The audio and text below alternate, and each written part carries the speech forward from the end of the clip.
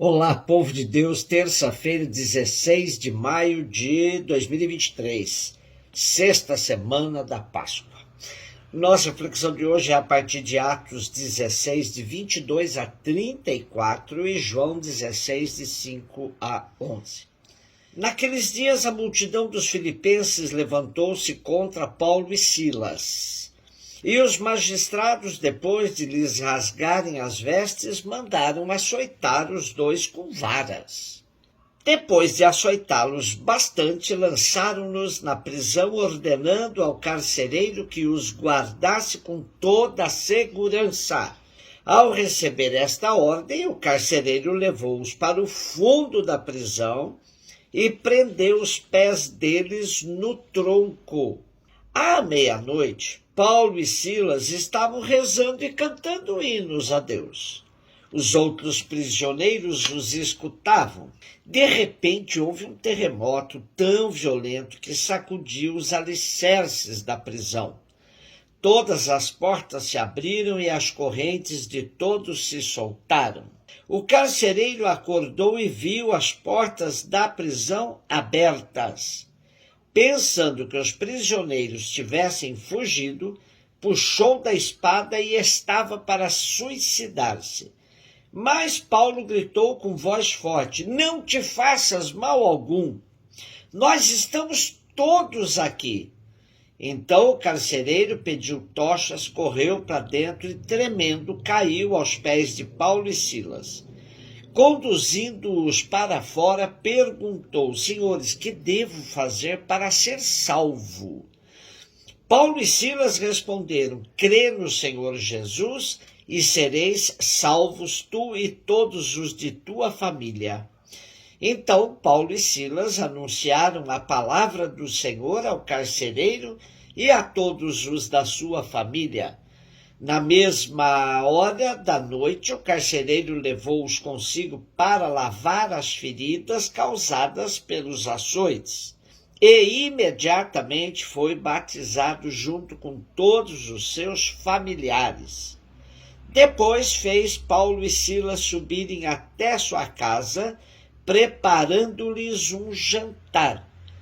E alegrou-se com todos os seus familiares por ter acreditado em Deus. Como nos diz José Comblan, os magistrados romanos mostram aqui uma atitude lamentável. Em vez de submeter os acusados a juízo, colaboram com a multidão e começam a açoitá-los publicamente sem nenhuma forma de processo.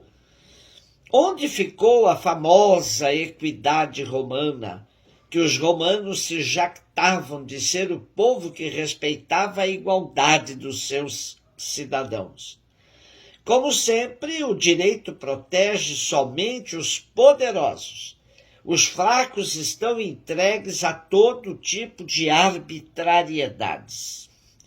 Quando lemos o nosso texto de hoje, ficamos admirados com o excesso de medidas de segurança na prisão dos missionários. Esse é um sinal de que algo extraordinário vai acontecer. Valoriza ainda mais a libertação deles. Outra admiração nos causa a conversão do carcereiro, que foi da água para o vinho. Seguramente, com sua atitude, ele se transformou também num alvo das perseguições. Mas ele queria mesmo era ser salvo. Porém, ainda é importante observar que nenhum dos prisioneiros saiu, depois de terem suas cadeias quebradas.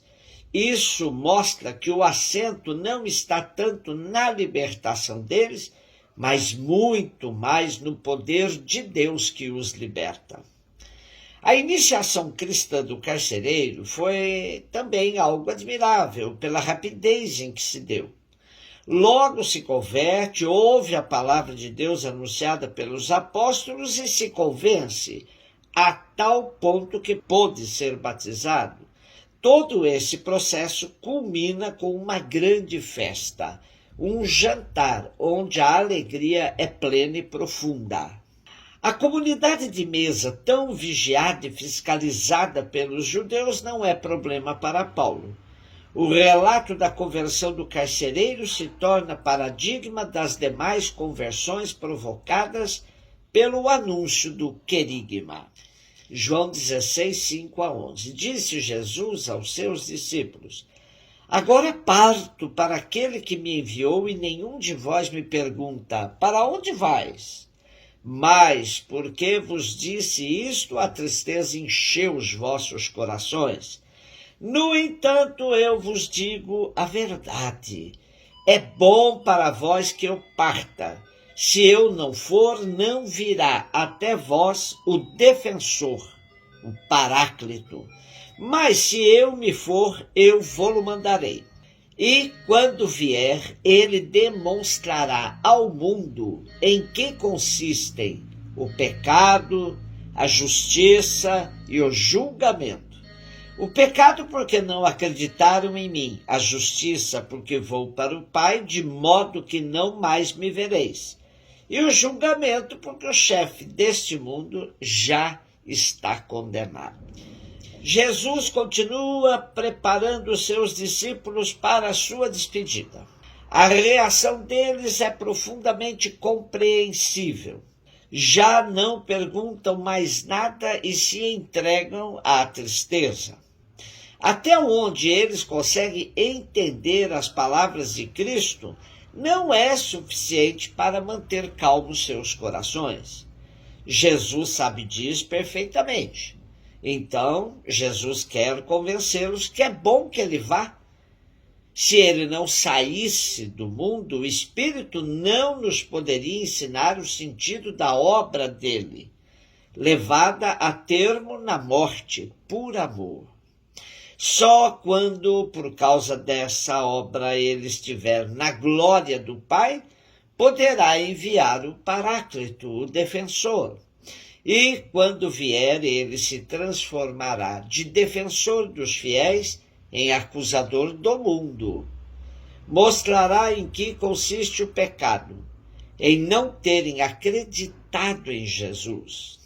Mostrará em que consiste a justiça, em Jesus ir ao Pai para ser glorificado, de modo que o mundo não mais o verá. Mostrará onde está a justiça, quem está com razão no processo. O chefe deste mundo já está condenado. O que fica claro em nosso texto de hoje, que o Espírito, o Paráclito, não se choca com a mensagem de Jesus, mas, pelo contrário, vai torná-la ainda mais acessível a todos. Portanto, todo cuidado é pouco quando se tenta falar do Espírito Santo, pois há espiritualidades que apresentam um espírito que passa-nos a impressão de que é alguém totalmente separado de Jesus. Inclusive, houve quem afirmasse uma heresia, dizendo que o primeiro testamento foi o tempo do Pai, o segundo testamento foi o tempo do Filho, e agora é o tempo do Espírito Santo.